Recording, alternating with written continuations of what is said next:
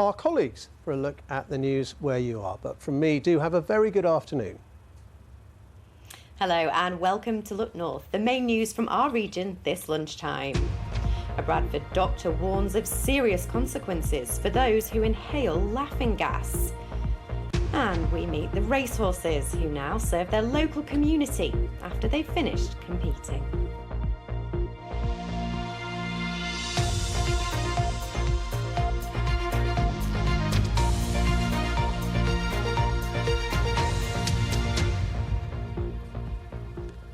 Thanks for joining us. A senior doctor in Bradford says at least 4 people a week are ending up in hospital there after inhaling nitrous oxide or laughing gas. Symptoms include not being able to walk, numbness and incontinence. Laughing gas became illegal as a recreational drug nearly 2 months ago. But people who do end up needing help after using it are being urged to be honest with doctors. Here's Charles Heslett. A young man inhales laughing gas on a West Yorkshire street in broad daylight. The so-called party drug, which is now illegal, has become increasingly popular across the country. Empty nitrous oxide canisters are a common sight by the roadside, in parks or at music festivals. But the drastic health implications of abusing it are only starting to emerge. These include problems with walking, numbness in hands and feet, incontinence and even psychosis. Dr Sam Khan is an acute medicine consultant at Bradford Teaching Hospitals.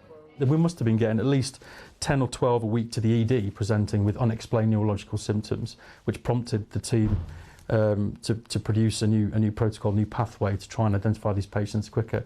But now on average we're seeing probably about 3 or 4 a week. The gas is used legally in catering for things like whipped cream and in medicine for pain relief. But on November the 8th it was made illegal to possess it for recreational use. And the penalty for illegally supplying it was also increased from 7 to 14 years in jail.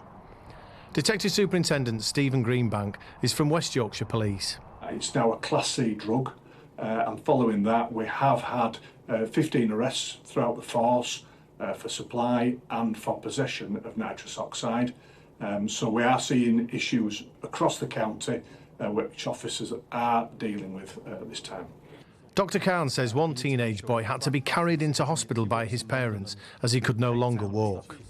I think at one point, during 2022-23, we were seeing that many that we had to create a whole new pathway for these patients because we were admitting them to have loads of investigations, and actually, as soon as you identify it's nitrous oxide, there is actually quite a simple management plan for these patients instead of bringing them in, using up hospital bed days for them to have all sorts of scans and things done when actually you don't need a scan. If they've got mild symptoms, you just need to tell them, stop using it. An issue he's come up against in Bradford is a reluctance from patients to admit that they're even using the drug. He has a simple message for anyone who is. If you don't stop using the nitrous oxide, you're not going to see any improvement. If anything, you're going to end up becoming paraplegic, incontinent and psychotic, because that's the worst case scenario. Dr Khan there talking to Charles Heslett. A date's been set for the trial of a man accused of killing a Good Samaritan in Sheffield last Wednesday. 46-year-old Chris Marriott was killed when he was hit by a car in the Burngreave area. He was with others giving first aid to a woman who was unconscious in the street. This morning, 23-year-old Hassan Janga has appeared at Sheffield Crown Court charged with 1 count of murder and 5 counts of attempted murder. He'll next appear for a plea hearing in March. The trial is set for July. Mr Janga has been remanded in custody. Now, with New Year's celebrations just behind us, an MP in our region is continuing calls for quieter fireworks. Judith Cummings, the Labour MP for Bradford South, wants to reduce the noise limit of fireworks from 120 decibels to 90 or lower. The issue is due to be considered by the Home Secretary. It is an issue. It is an issue for lots of people who don't get a good night's sleep, get constantly disturbed. Every evening they go to bed and every evening there's fireworks. It's not as though it's just Christmas time and religious festivals. It is an all year round blight on their lives, and it's affecting the quality of their lives, and it's not fair, and it is easily solvable by restricting the noise levels on fireworks sold in shops. And a community tidy-up's been taking place in Huddersfield following all the New Year's parties there. A team including volunteers from the Ahmadiyya Muslim Association worked to clear up the town centre and also hand out hot drinks and food to passers-by and homeless families. We have been doing this New Year cleaning for last 10 years, and we personally think this town has given so much to us, and as an expression of gratitude, we aspire to give something back to the town.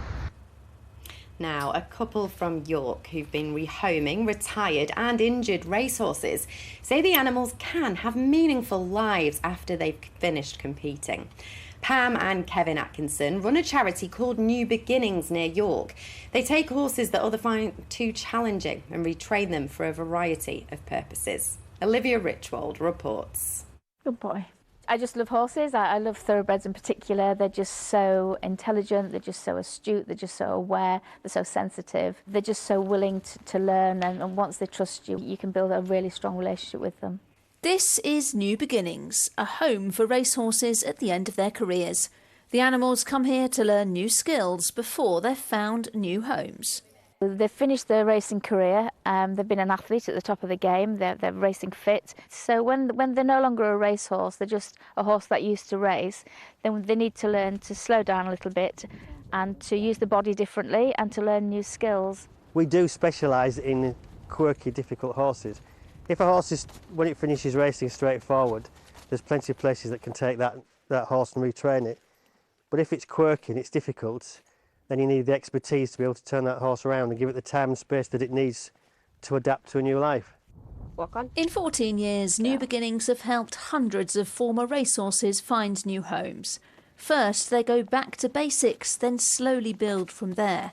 Different horses are suited to different roles. This is Remy. He was a successful high-speed sprinting horse who won big bucks for his owners. Now he's an ambassador, and the duties he carries out include visiting hospices. And when you see him with a patient who's at the end of life, and the pleasure that he can give somebody at that stage in their life, I mean, it's priceless.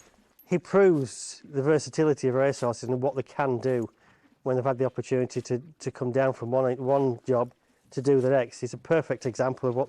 He's an exceptional example, but he's also a perfect example. Remy has made it to the final of a prestigious national competition to find the horse who's had the most significant community impact. The charity also has high hopes for this very special grey. It's Burrow 7, named after Rob Burrow, and now retired from racing after an injury. Olivia Richwald, BBC Look North, near York. Oh, absolutely beautiful animals, aren't they? I tell you what isn't beautiful, the weather. Happy New Year, Paul. We need some happy new weather. Isn't it dire? It's been dire, hasn't it? Well, there is some good news on the way, but not just yet, because we're starting the forecast with a warning for further spells of heavy rain to go on top of what we've had for weeks on end, but there is an improvement in sight. This is the Atlantic weather chart. It doesn't look particularly settled, but once we get rid of today, even though low pressure's in charge, I think we're in between weather systems, so there will be drier, brighter spells developing as we head through the course of the week with high pressure in time for next weekend and next week. That means much less rainfall. It will be colder, but an improvement on the way, but certainly not in the short term. Look at all that rain that's been moving up from the southwest with outbreaks of persistent rain. There are some greens on the graphics. That suggests there could be some potentially heavy rain, especially across South Yorkshire, adding to the risk of flooding in certain areas. Temperatures still above average for early January, 9 or 10. So very wet this evening, but that rain will move quickly out into the North Sea, replaced by clear spells and a few scattered showers, mainly in the west, and it should be frost-free once again, lows of 5 or 6. So a better day tomorrow. It's brighter, variable cloud, sunny spells, but also a fair scattering of showers, and 1 or 2 will be slow moving and quite heavy later in the day, especially across West and South Yorkshire. Temperatures coming in at around 9 or 10, but it improves after that. That's the forecast. Thanks, Paul. Right, Phil Bodmer will be back at 6:30 with all the rest of the news then. We'll see you soon. Bye-bye.